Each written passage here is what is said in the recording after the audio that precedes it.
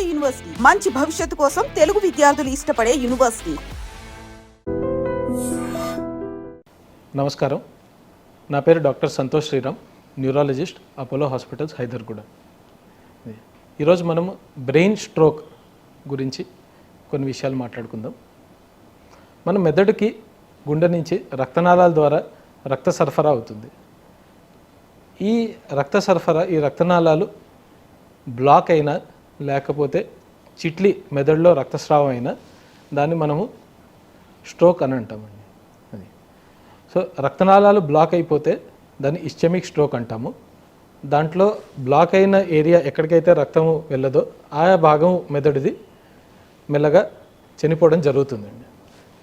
So ఈ stroke అనేది రకరకాల విధంగా మనకి ప్రజెంట్ అవ్వచ్చు.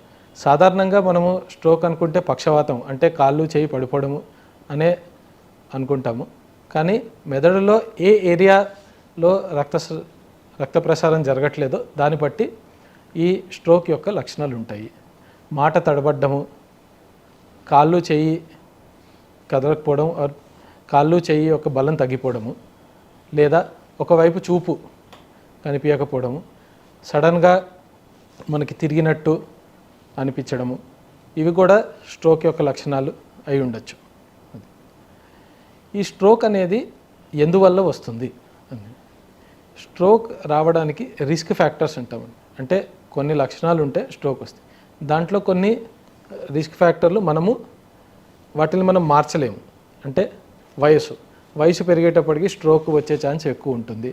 అది సో మగవారికి స్ట్రోక్ ఎక్కువ వచ్చే ఛాన్స్ ఉంటుంది. సో ఇవి మనం అదే కొన్ని రిస్క్ ఫ్యాక్టర్స్ మనం మార్చగలుగుతాం. మాడిఫైబుల్ రిస్క్ ఫ్యాక్టర్స్ అంటాం. అవి ఏంటి అంటే, ఒకటి ఏదన్నా అడిక్షన్, స్మోకింగ్ కానీ ఆల్కహాల్ కానీ అడిక్షన్ ఉండడము. రెండోది మనకి ఓవర్ వెయిట్, ఒబెసిటీ ఉండడము.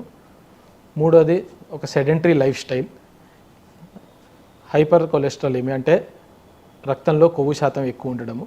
ఇలాంటి అన్ని వాటి వల్ల కూడా మనకి స్ట్రోక్ వచ్చే ఛాన్స్ ఉంటుంది. అదే ఈ స్ట్రోక్ వచ్చినప్పుడు ముఖ్యంగా మనం తెలుసుకోవాల్సింది ఏంటంటే, టైం ఈజ్ బ్రెయిన్.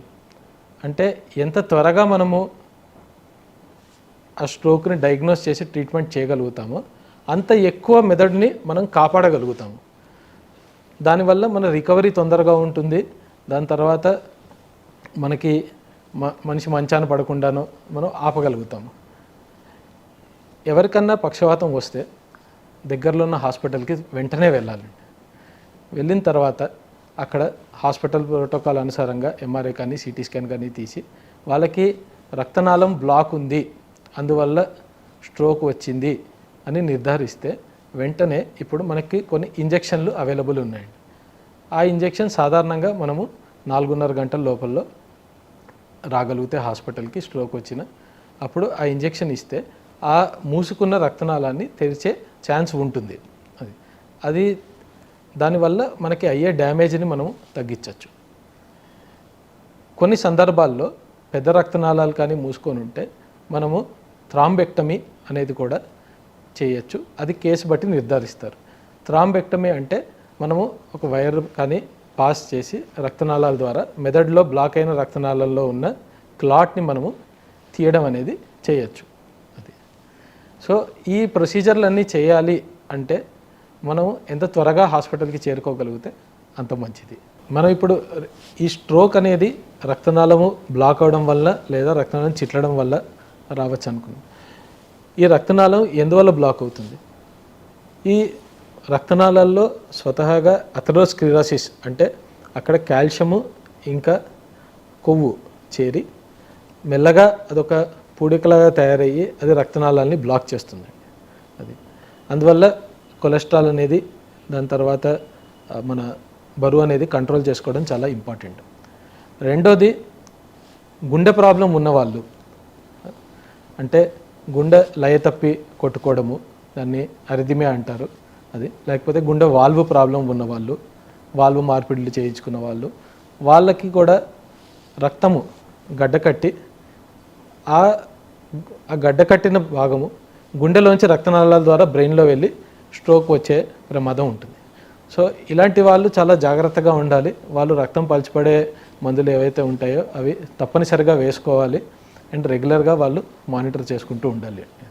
ఒకవేళ స్ట్రోక్ వచ్చింది, గమనించలేకపోయారు, హాస్పిటల్కి వెళ్ళడానికి లేట్ అయిపోయింది కొన్ని అనివార్య కారణాల వల్ల అనుకుంటే అప్పుడు కూడా మనము బాధపడాల్సింది, టెన్షన్ పడాల్సింది లేదు. రక్తం పలచబడే బిళ్ళలు, దాని తర్వాత కొవ్వుని కంట్రోల్ చేసే బిళ్ళల ద్వారా మనము ఇస్టమిక్ స్ట్రోక్ని మేనేజ్ చేస్తామండి. అది దాని తర్వాత స్ట్రోక్ వచ్చిన తర్వాత ఫిజియోథెరపీ, స్పీచ్ థెరపీ అనేవి చేసుకొని మెల్లగా రికవరీ అనేది అయ్యే ఛాన్సెస్ ఉంటాయి. అది కొన్ని సందర్భాల్లో మనం చూస్తుంటాము ఈ కాలంలో చాలా తక్కువ వయసులో వాళ్ళకు కూడా స్ట్రోక్స్ వస్తున్నాయి. అది సో దానికి అనేకమైన కారణాలు ఉండొచ్చు. సో వయస్సుకి సంబంధం లేకుండా ఇంతకుముందు అనుకున్న లక్షణాలు ఎవరికన్నా కనిపిస్తే మాత్రము ఈ వయసులో నాకు స్ట్రోక్ ఏంటి అనుకోకుండా హాస్పిటల్కి త్వరగా చేరుకుంటే మనము పేషెంట్కి చాలా చేయవచ్చు.